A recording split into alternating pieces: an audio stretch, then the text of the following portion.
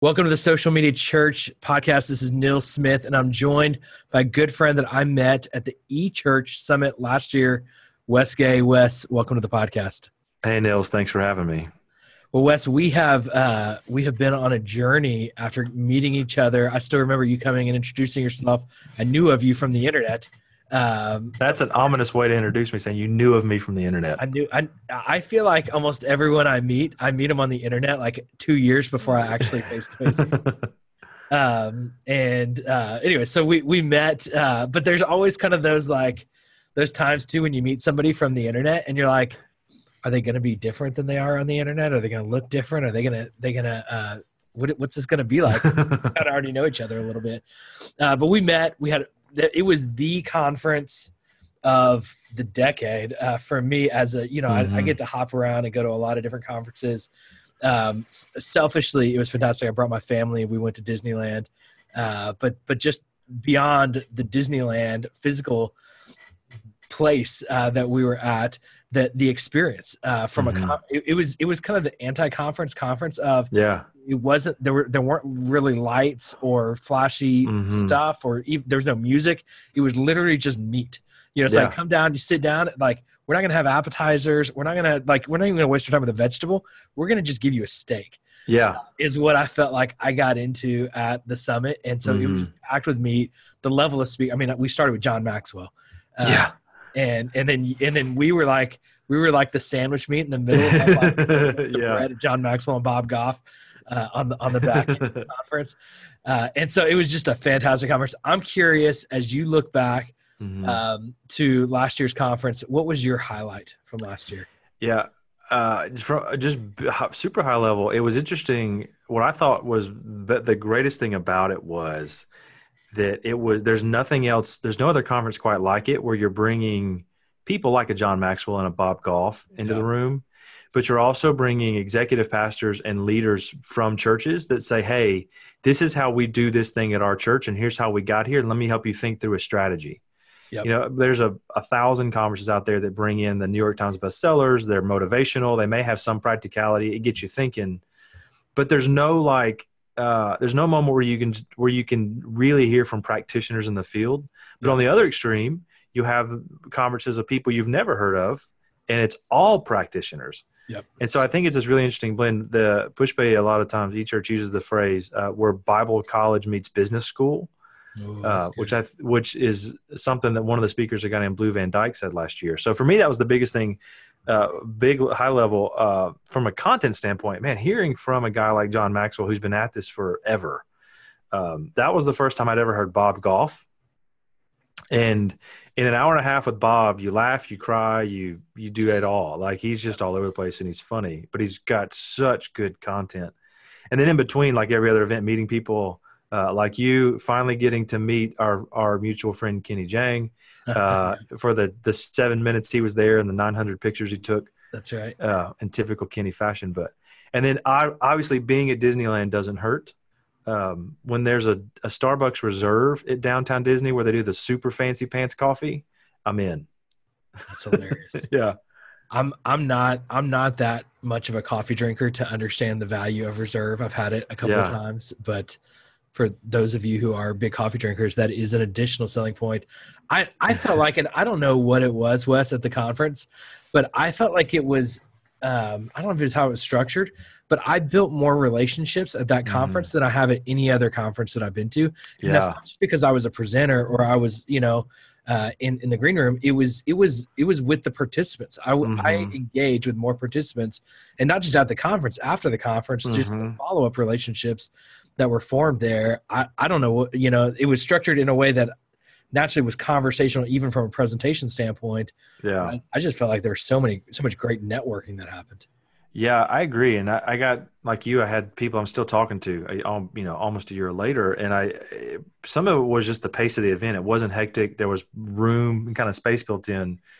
But I know you and we didn't do it together, but we sat on different panel conversations in these sessions. And I think what happens is that kind of Q&A interactivity with the audience really opens you up and says, oh, he's not just a guy who has a standard keynote that he's just going to deliver. but they had some questions that were prepared for each of our groups. And then it was, hey, let's see what the audience thinks. And that, because we're able to speak directly into what's going on for the people who are asking those questions, it was a great jumping off point for the hallway conversations or at lunch or at dinner or even breakfast to just chat for a few minutes about whatever was kind of at the forefront of their mind. So you and people like me and you could come alongside and say, here's what we know, and here's what we've seen. Here's how I think it can help you.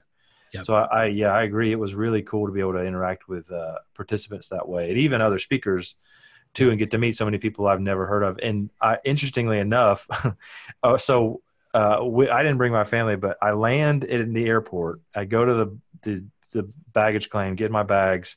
I'm there with somebody from eChurch, and then there's another guy there from eChurch with another speaker. And they had speaker hosts for all of us. And so we get in the rental car to go to Disneyland, and the guy and I start talking, and we realize we flew 5 hours from Atlanta to LA to realize we live 20 minutes from each other. That's hilarious. So, and he and I, Chris Ames at North Point Community Church, the director of digital environments there. So he and I have connected some. I think we're going to get together soon, right after the holidays. But yeah, it's so interesting, all the people you get to meet. Again, people you've seen online or interacted with in different capacities, and finally get to have conversations with in person is great. Yeah, absolutely. Wait, and even following up to that, I mean, a few things that have happened functionally. Mm-hmm. One, I'm a massive fan of Pushpay, even before the conference, of the excellence of technology Pushpay creates. I met Elliot when they're like early days as a company, and so it's been fun to watch them grow. But the excellence of the conference was tremendous. But Chris Heaslip's presentation last year, where he really spoke to the church. The church needs excellence in technology and should lead the way in technology. As it wasn't a conference that was motivational in nature, it was more a conference that was very functional in nature. His presentation just lit a fire in me of really where I want even this podcast to be a driver for the church maximizing social media as a technology to further its mission and its goals. And that was a presentation that stuck out to me. I want to talk about this year's conference a little bit. Wes, sure. I did not introduce you very well, though. So you, as a background, for those that aren't familiar with you, most people listening to this podcast probably are familiar in one way or another. But you are a Storybrand guy. I want you to talk about that a little bit. Okay. And then you are also work on the marketing team at Pushpay. Can you share a little bit about who you are and what it is that you do and all of those things? Yeah. So snapshot, my dad's a worship pastor of 35 plus years. So I grew up in the church from the time I started college up until about a year and a half ago. I spent about 10 years working in churches in a variety of roles. Primarily would wind up in like communications, IT, production, that kind of world. Almost a year and a half ago, I became a Storybrand certified copywriter. So folks are probably familiar now with Donald Miller. 10 or 15 years ago, wrote the Blue Like Jazz and several other bestsellers. But about 4 years ago, he started a conference called Storybrand. It takes the 7 fundamental elements of storytelling, puts it in a framework. Businesses, nonprofits, churches can use it to communicate more clearly to customers. Because story is a way that people really get. Humans have been captured by story for centuries, right? You see it in the Old Testament, you see it in the New Testament, you see it in 2017 and beyond. Yep. So I was a certified copywriter working with Storybrand alumni on their websites and email campaigns and all their other marketing pieces.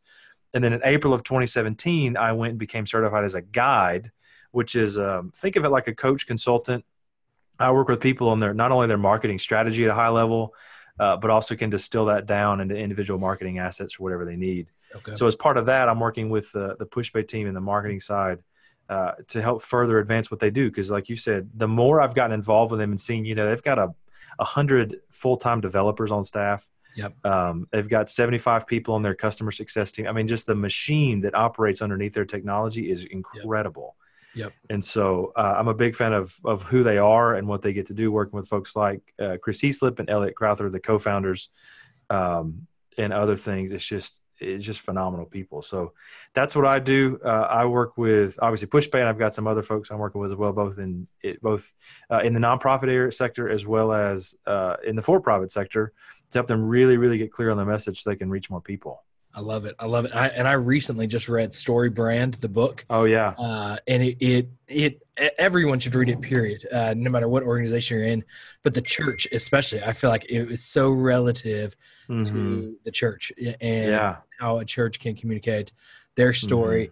I want to dig into that, but I want to I'm hopping around here in the most unorganized manner, which those listen to this podcast are not unaccustomed to.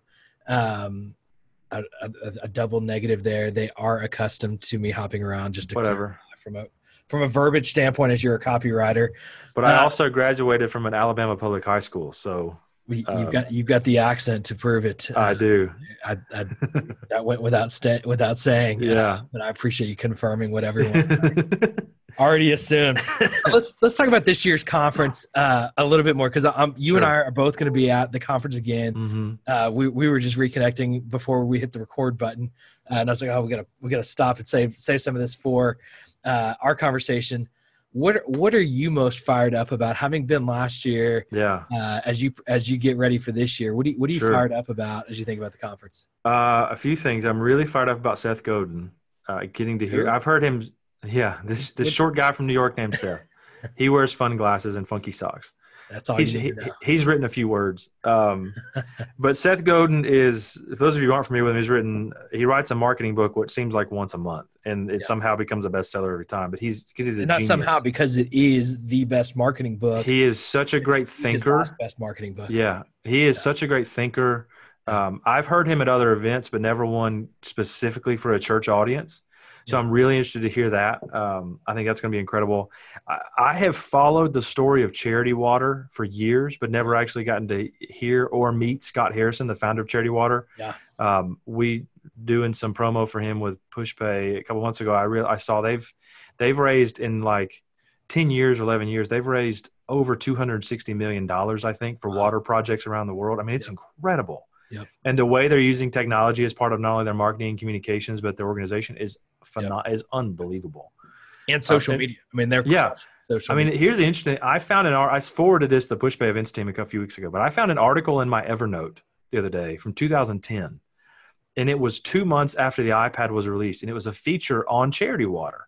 So 2 months after the original iPad released in 2010, Scott Harrison's being interviewed by Apple talking about how it's changed their business, because now he could hand a brand new, what felt like a 12-pound iPad compared to what we have today. Yep. Can hand somebody an iPad with their Charity Water presentation deck on it and with pictures and videos, and he said, I'm handing it to people in the taxi, on the subway, in meetings. He said it's a game changer for us. That was almost 8 years ago, 7.5 years ago.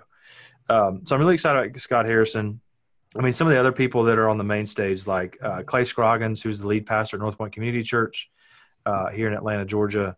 I'm really excited about Claire Diaz-Ortiz, one of the other early speakers of Twitter, or early employees at Twitter. She's a friend of mine. Getting to hear her speak about building community online with the church, I think, will be particularly relevant for this audience. Yep. And then when you get past, even after you get past the main stage, just the all-stars that are lined up on these breakout sessions. Yep. I know you're going to be there. I know our mutual friend Haley, is it Vituris? Is that how you say your last name? Vituris, yeah. That's how I say it. That's what I'm going to go with. We apologize. Yeah, Haley. Sorry, Haley. But Haley, she's the social media director at Saddleback Church, is going to be there. Jay Cranda. There's a girl, Holly Tate from Vanderbilt. Yeah, Holly Tate's going to be there. She is one of the sharpest minds in marketing that I'm so glad, and she often sets up others. But she is one of the sharpest thinkers and gets the church. I can't wait for her. And people to hear her. Yeah, she's going to be good. We got several executive pastors. I mean, it's just, I'm so excited just to learn. I mean, I get to present, which will be fun, but getting to just learn and meet folks from all over the country who come in. I mean, last year we had people from all over the country, Hawaii, Alaska, even a couple of international churches, I think, in attendance. So, and then it goes without saying that Disneyland is not a bad place to be either. It's really not. Yes. It's an incredible environment. My recommendation, those come early, stay late, enjoy Disneyland, but for sure, ready to build relationships. Don't just come to hear Seth Godin is going to be worth the trip alone. So the meat is going to be there, but I think the best value you're going to get from the conference is if you step out and prioritize building relationships, and even look at the panelists. I've never seen a group of presenters that were so available than I had at this conference. And so go looking to build relationships. I'm an introvert. I'm not one, when I go to conferences, to go out and intentionally build relationships.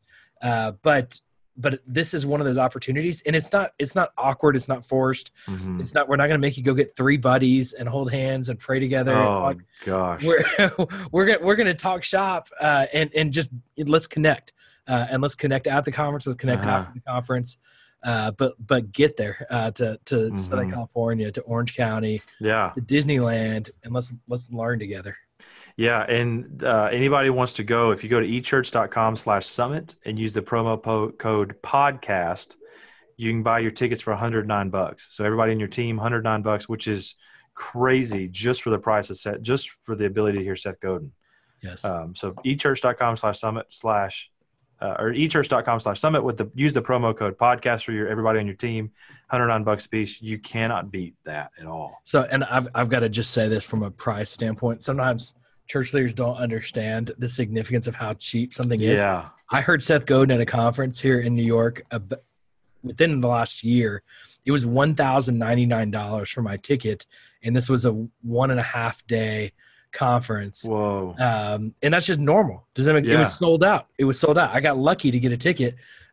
This is, and it wasn't just Seth Godin, but he was the featured speaker at this event. It was Gary Vaynerchuk was one of the other guys in there that I was excited to hear from. He's not really going to be relevant to the church space. I don't know that Gary has. He would have a hard time speaking at the eChurch Summit. But Seth Godin is just that. He's that guy that's worth the price of admission. That's worth triple the price of admission. And then everything else, which is going to be even better, is worth it. So get there to the conference.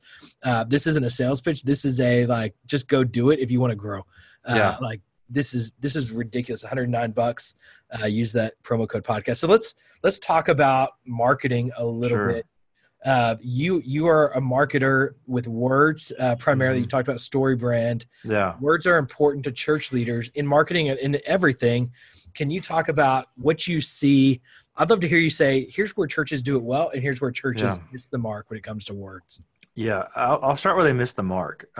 We try to be too cute and clever in our churches. That's good. With what we do. So, Niels, you know this, I don't know, was it 25 years ago, somebody came along and said, you have to brand everything. Yep. You have to brand your meeting spaces. You have to brand your service times. You have to brand your groups. Yep. And so now somebody comes to your church on a Sunday, they say, hey, I've had 10th grade son. What do you have? Well, Ignite meets for Collide in the attic. And you're like, that sounds dangerous. And what you mean was your high school students meet upstairs on Wednesday nights at 6:30. That's what you meant. Yes. So we try to be cute and clever and crafty in our communications because we think that's what you have to do, right? Yeah. We outsmart ourselves a lot of times. And realize, you know what? Some of the biggest companies in the world will just say what it is. Yep. I won't say which, but when it doesn't sound good when one national car rental place says we try harder. That sounds terrible. Yep. Right. But you've got other ones that are just come out and say, this is what we do. This is who we are. Yep. So the first problem is we try to be too cute and clever and won't just say what it is. The second problem with communications is the person that we often task with the responsibility for execution doesn't get the authority to say no when necessary. Yeah. In too many churches, the communications director, even in very large churches, the communications director does not have a seat at the executive table. And I think that's a big mistake. I wrote an article about this a while back for eChurch, and I said, if you watch, and this was kind of my anecdotal evidence, and then I found actual data.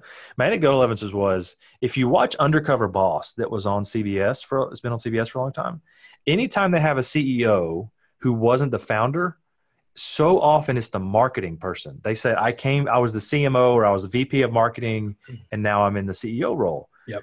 Right. When you look at the data, I think it's about 25 to 30% of people come from marketing who wind up in CEO roles, which is far and away ahead of any other division or any other place somebody's not a founder of a company.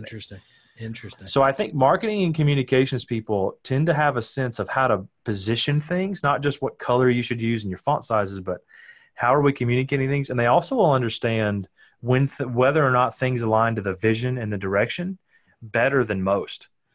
One example, I was at a church a few years ago, and our preschool director and I were both on the executive team, so that helped in this situation. But she said, we needed to promote an event of hers a certain way. And it wasn't an ask. It was, hey, we're going to do this. Yep. And she wanted it on the marquee out front. And I said, we're not putting it on the marquee out front. Well, why not? Nobody's going to come. I said, the speed limit is 55 on the road in front of nobody's reading it. Yep. Right. But, and then so what we ended up doing was giving little invite cards so parents could hand out to other parents of preschoolers to this event. Yeah. Right. If I hadn't had the authority to be on the same organizational level as her, it would have been a huge thing. We either had to do it or it would have been this huge internal struggle. Yep.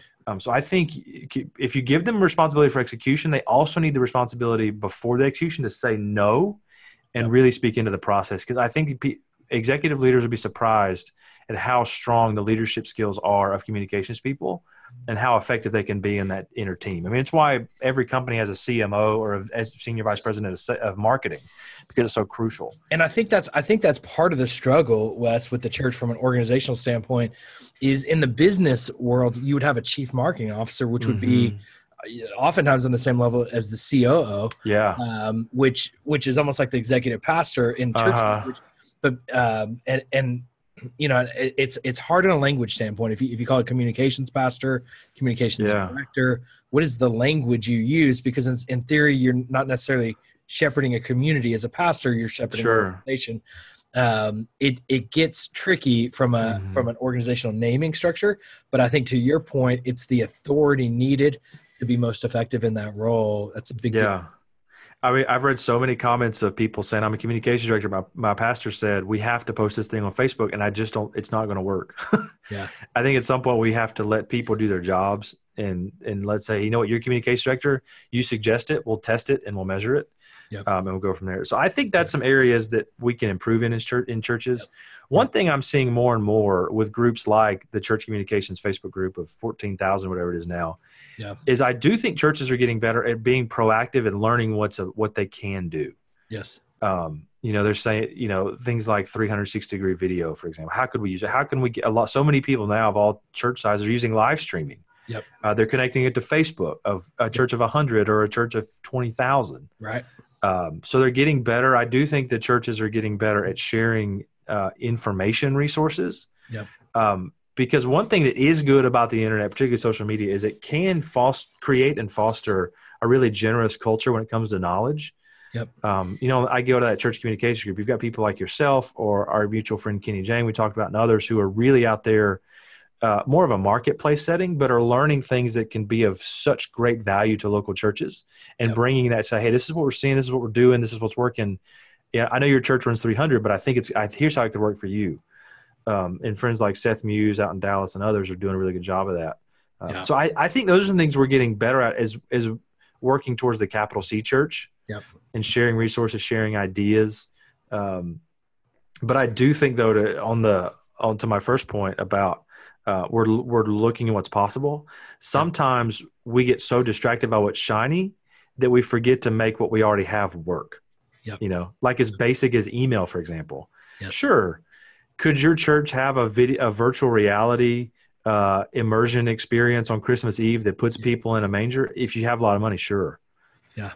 But wouldn't it be better to invest a little bit of money and resources into segmenting your email marketing so you can deliver more personalized content to people so that a married couple with, you know, elementary age kids is not getting an email about student ministry events because it doesn't matter to them? Yep. You know, I think sometimes we miss out on what's actually important and where should we actually invest our time and energy and resources as far as communications. Yep. So it's good. We want to get better, but sometimes we're like, ooh, this is shiny. Yeah. Yes. But you see that thing you see Elevation doing this thing, but they've also got all this other stuff under the hood you don't see that they're also doing. So. And I hear that as I'm the king of shiny object syndrome. Yeah. So I'm the guy that loves, and when I was in my role of, and my role, you know, my role was all over the place at Community Bible Church as innovation pastor. And so communications was a part of that. But I loved focusing on that new shiny object. And I can't tell you how many misspellings we had on our website because we were moving too quickly and focused on other things, or an email that went out unproofed. Here's the thing I'm learning at Dunham & Company. So Dunham & Company, we're a fundraising marketing agency. We are big on words. So 25 of our 70 employees are copywriters. And so words are core to what we do. And one of the things I never really knew or understood is Yeah. the importance of editing and proofing. And what, from just a workflow standpoint, is there something you would recommend to a church of how do you better edit and proof all of your copy, all of your content before it goes out? Yeah. Yeah. You need to always have an extra set of eyes on it. Like I write a ton for all my stuff. And even then I finally you know what, I'll give it a pass. I'll even run it through an app called Grammarly, Okay. which is a great tool to check some grammar and stuff for you, but it's not perfect. Yep. Like if you put loose instead of lose, it's not going to catch that because the word is spelled correctly. Yep. But have a second set of eyes on it. Now, sometimes if you're in a smaller church and there's not anybody on staff, Yep. you probably have a volunteer in your church who could do that for you. But to do that also requires that you think ahead a little bit and give yourself time to do it. Yes. I can't tell you how many times is at a church somebody said we have to send out the weekly email by 10:30 on Mondays. That's when people expect it. I'm thinking nobody expects it except the people sending it. But it would be 10:27 and we're just now writing it, or somebody just sent their information. And so we don't have time to really to go through the checks like we should because we don't give ourselves the time. So getting better at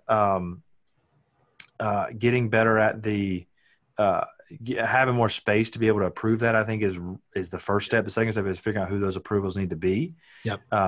If you're a small church, you don't have somebody on staff who's really good at it. Look inside your church. You probably have somebody. Yep. A current or retired English teacher, for example, would be great to help. And I'm sure they'd be willing to do it. Say, hey, can you just check this for us? Make sure this is good. Make sure the grammar's correct.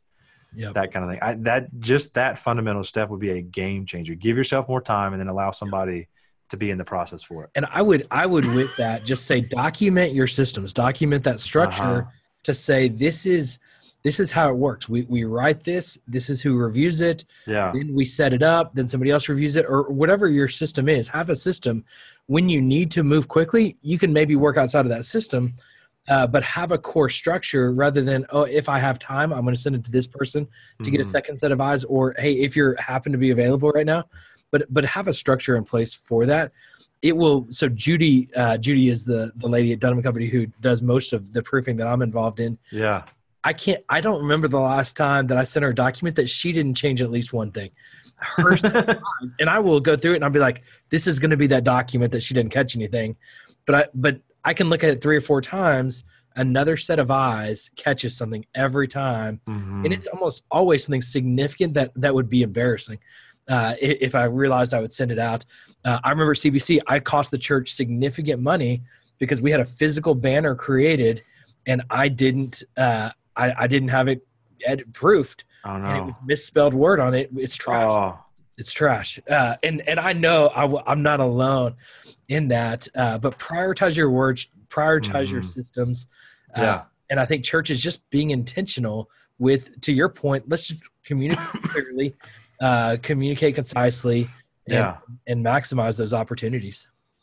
Yeah. And you know what? Another thing that I tell people all the time too is when you have a system like this in place, man, write it in pencil, not Sharpie. In other words, just because you say this is our process is not the process for forever. Yeah, you can always change it. You just do something. Sometimes we get so paralyzed by getting every single step down. Like, oh my gosh, if I have somebody to approve it, then, how should I format the email that I send them to request that they, do I need an editing request form that somebody fills out? Like we just way overthink it. Just try it. And if the process doesn't work or it's clunky or you can make it better, then do it. But just start somewhere.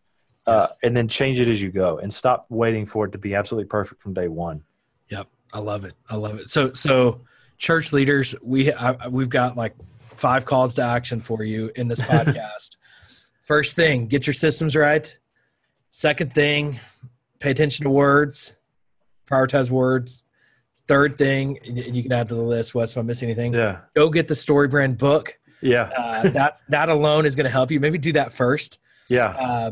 And then maybe before that, go to echurch.com/summit and sign up for the summit because you need to be at the summit. So get registered for the summit, buy the book, build your systems around your copy and your marketing structure and process and editing and proofing, and kick butt in your communication online. Yeah. Did I get all the actions? I think so. Yeah. It just start. Just start. For the love of all that's good in the world. Just start. That's it. I think that's sometimes the biggest hurdle in communications is we think we have to have everything just perfect. Yes. We're gonna do video announcements. What cable brand should I buy to connect the microphone to the camera? Who cares? Just buy one. Just get, Yes. that's one of my, and I'm sure see this, Nils, because you are one of those guys who, what I appreciate is you are able to project some of what's coming down the road. I remember at Summit last year, you had the 360-degree camera, Yeah. and we're just walking around with it. I'm like, this is crazy. That's cool.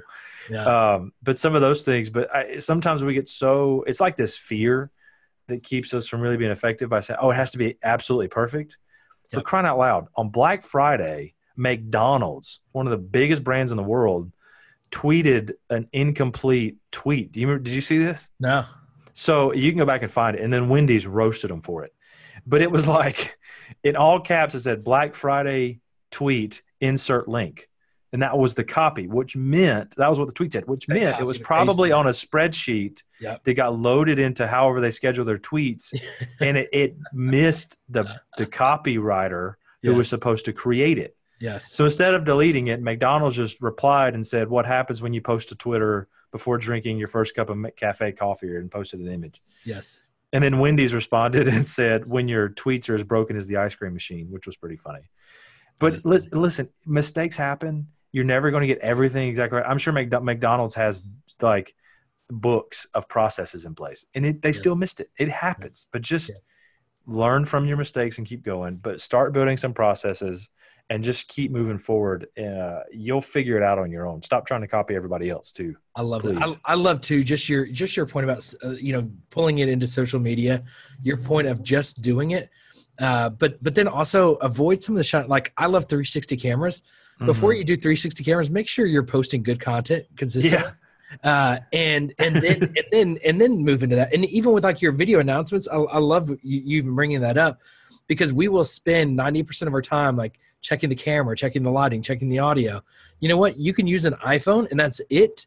And spend 90% of that time on the words. And the one you spent 90% on the words that you were going to say versus the camera and how well the lighting is, I bet the one with the words is going to be that much more effective. I could spend $200 to buy a great microphone for an iPhone, a good tripod with an iPhone adapter on it, and a little selfie light like I use sometimes here. Yep. And then get in a good background and I spent $200 there, and it takes me 3 minutes to set up, if that.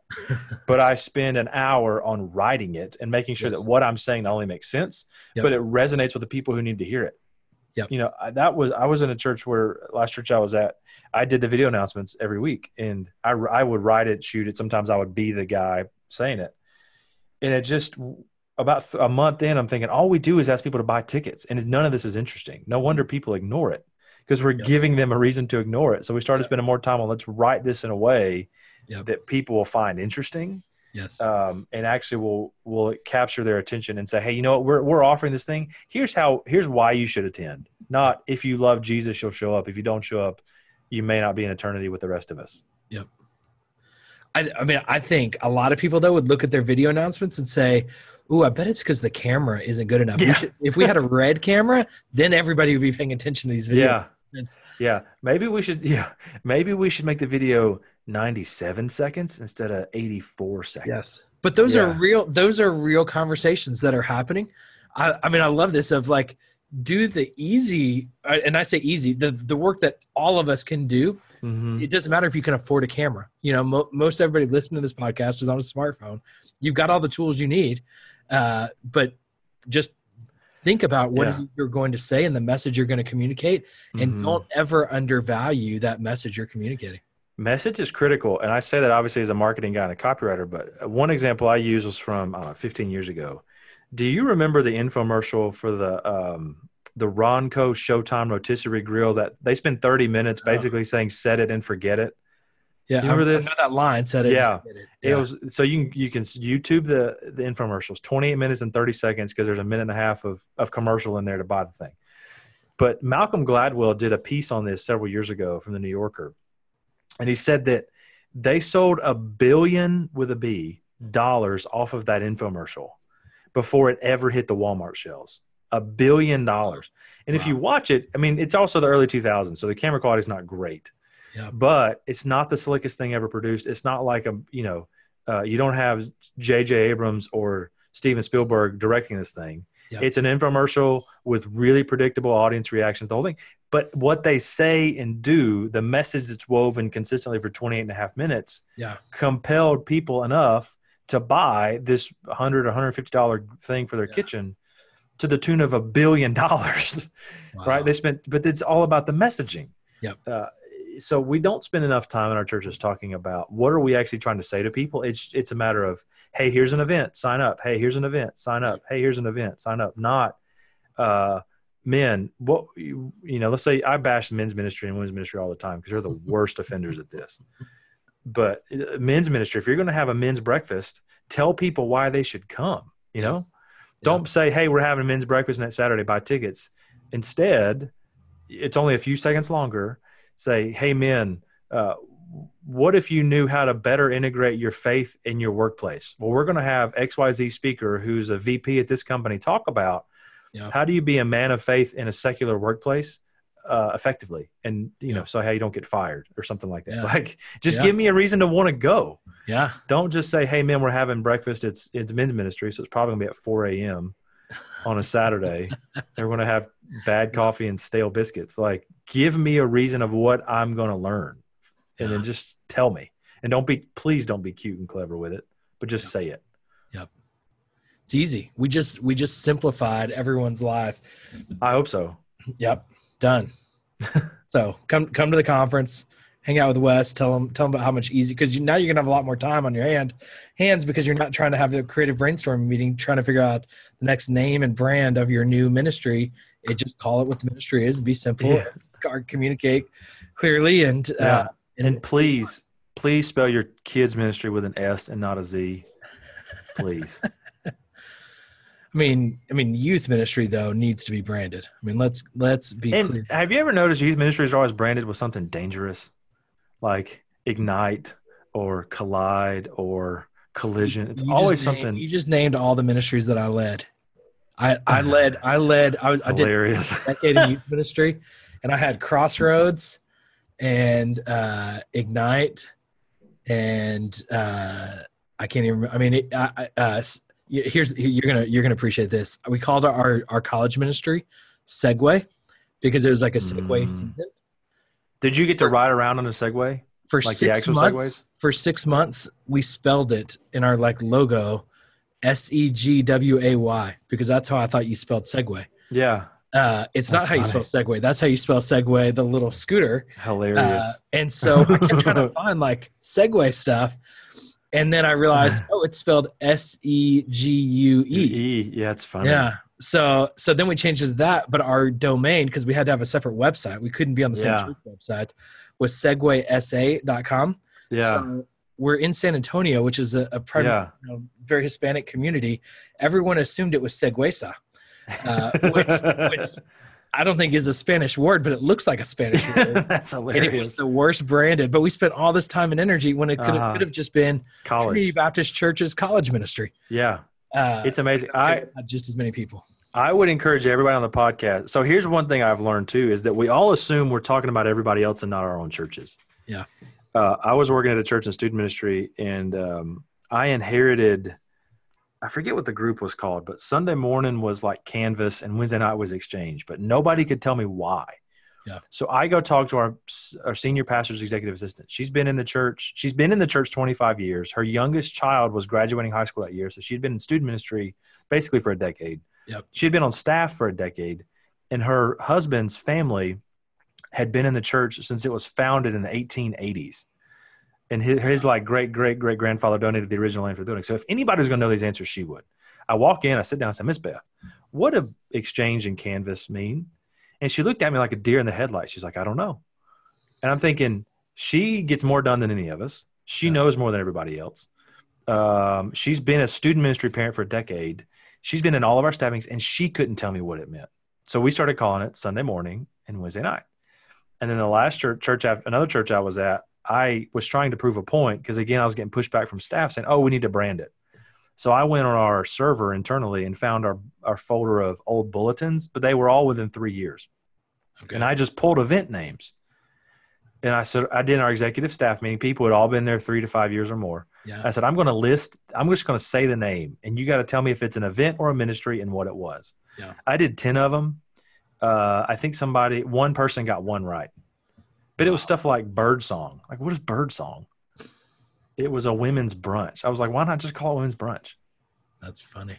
But I would encourage you, do that with your staff, and you will be shocked at how little people actually know about what's going on, because we're too busy confusing people because we've got Segwesa instead of Trinity College Ministry. Yep. Just like that. Well, man, how can people connect with you online?